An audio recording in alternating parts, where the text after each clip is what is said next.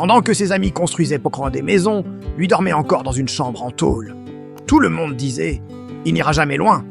Mais ce qu'il ne savait pas, c'est que la patience prépare toujours une revanche silencieuse. Voici l'histoire d'Issa Diouf, un jeune homme humble et pauvre, mais doté d'une discipline de fer. C'est l'histoire de sa foi, de sa persévérance, et du jour où ceux qui se moquaient sont venus lui demander de l'aide. Issa a grandi dans un quartier populaire, où les rêves sont souvent plus grands que les moyens. À l'école, il n'était pas le plus brillant, mais il était assidu. Ses amis d'enfance, Moussa et Karim, semblaient avoir tout pour eux. Ils étaient bientôt vifs, charismatiques et savaient en saisir les opportunités, même les plus troubles. Rapidement, ils ont quitté le quartier. On les voyait revenir de temps en temps, au volant de belles voitures ou sur des motos rutilantes. Ils portaient des vêtements chers, des téléphones dernier cri à la main, et leur rire résonnait dans les ruelles, un rire empreint de succès et d'une pointe d'arrogance. Pendant ce temps, la vie d'Issa suivait un tout autre rythme, un rythme lent, répétitif, presque invisible aux yeux des autres. Sa journée commençait bien avant le lever du soleil. À 5 heures du matin, alors que le quartier était encore endormi, son réveil sonnait. Sa première action n'était pas de regarder son téléphone, qu'il n'avait d'ailleurs pas, mais de faire ses ablutions et de se prosterner pour la prière de l'aube. Il demandait à Dieu la force, la patience et la clarté pour la journée à venir.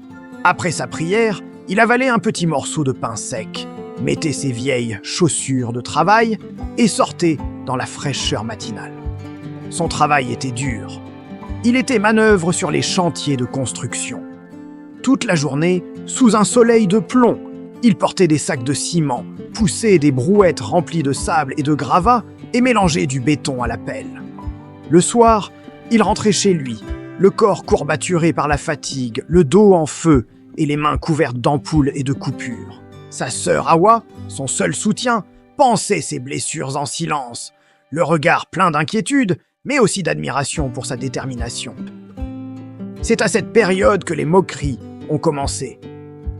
Quand Moussa et Karim le croisaient il ne manquait jamais une occasion de le rabaisser, pensant le faire avec humour. « Alors Issa, toujours en train de porter des briques !» lançait-il en riant. « Tu travailles trop pour rien, mon ami. Regarde-nous. La vie est facile quand on est malin. » Un autre jour, alors qu'Issa passait près d'eux, épuisé, ils ajoutèrent « À ton âge, on doit déjà réussir. Construire sa maison, fonder une famille. Tu vas finir vieux et pauvre si tu continues comme ça. » Face à ces piques, Issa ne réagissait jamais avec colère. Il se contentait de lever la tête, d'esquisser un léger sourire et de continuer son chemin. Il savait que répondre ne servirait à rien. Sa bataille n'était pas contre eux, mais contre lui-même, contre le découragement qui menaçait parfois de l'envahir. Chaque soir, après avoir partagé son maigre repas avec Hawa, il se retirait pour prier à nouveau. Dans le silence de sa chambre en tôle, ses mots étaient simples et sincères. « Mon Dieu, tu vois ma situation, tu connais mes efforts. Donne-moi la force de patienter, accorde-moi la sagesse de ne pas envier les autres, et protège mon cœur de l'amertume. » Sa foi était son bouclier. Son seul autre confident était l'imam de la petite mosquée du quartier, un homme sage et âgé. Issa lui confiait ses doutes et ses peines. L'imam l'écoutait attentivement et lui disait toujours « Mon fils, ne regarde pas la vitesse à laquelle les autres avancent. Regarde la direction dans laquelle tu marches. Tant que tu marches dans le droit chemin, avec un cœur pur et des mains propres, Dieu ne t'abandonnera jamais.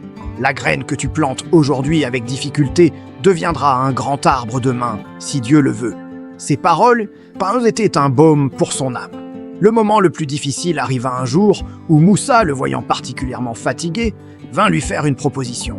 Il lui parla d'un travail facile, une affaire qui rapportait beaucoup d'argent en très peu de temps. Les détails étaient vagues, mais Issa comprit vite qu'il s'agissait de quelque chose d'illégal, de malhonnête. « Laisse tomber tes briques, Issa. Viens avec nous. En une semaine, tu auras plus d'argent que tu n'en as gagné en un an. » Pour la première fois, Issa le regarda droit dans les yeux, et sa réponse fut ferme, mais calme. « Moussa, je te remercie de penser à moi, mais je ne peux pas. L'argent que je gagne est peut-être peu, mais il est propre.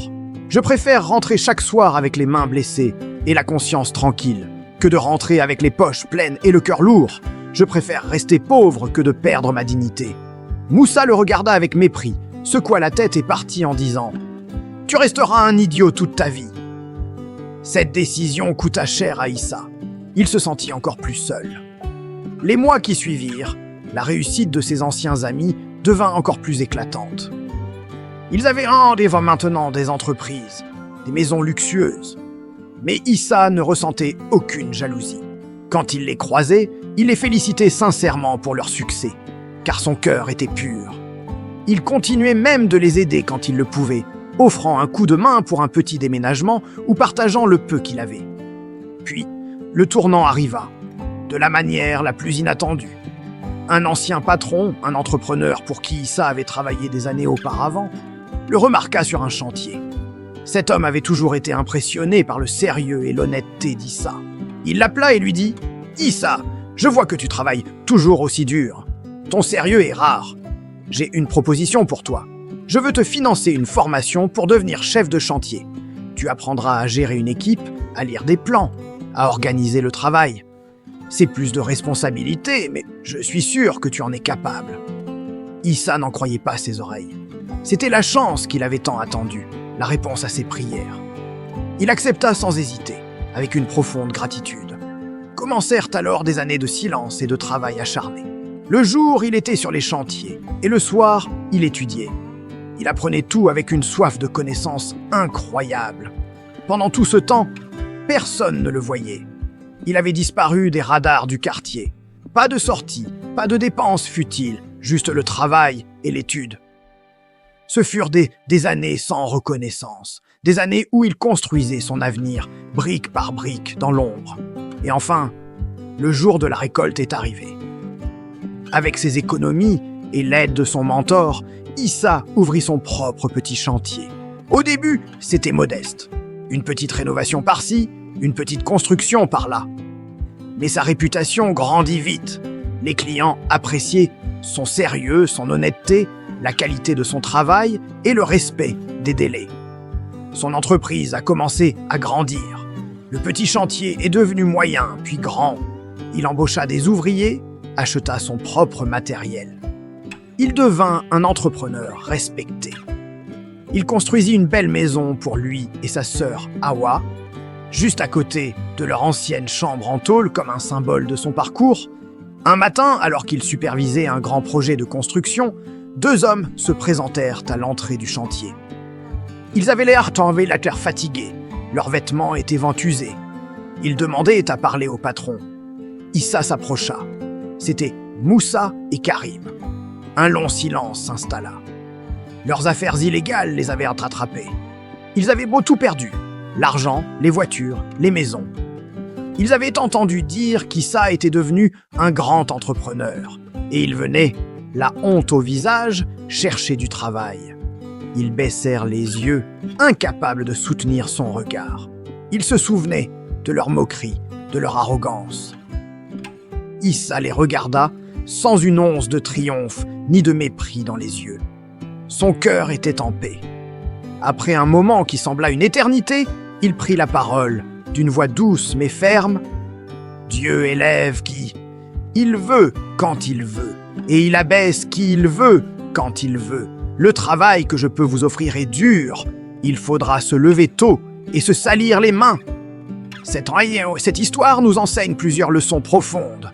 Premièrement, la patience finit toujours par humilier l'arrogance. Ceux qui construisent lentement sur des bases solides iront plus loin que ceux qui s'élèvent vite sur du sable. Deuxièmement, la réussite bruyante n'est pas toujours durable. Le véritable succès est celui qui se construit dans la discrétion, l'intégrité et le travail acharné. Et enfin, la leçon la plus importante, celui qui allie la prière et le travail, celui qui garde sa foi et sa dignité, finit toujours par gagner, même si la victoire tarde à venir. Son histoire est un rappel que les épreuves d'aujourd'hui sont la force de demain, et que le regard de Dieu est plus important que le regard des hommes. Merci d'avoir écouté cette histoire. Si elle vous a inspiré, n'hésitez pas à la partager et à vous abonner pour ne pas manquer les prochaines. Prenez soin de vous.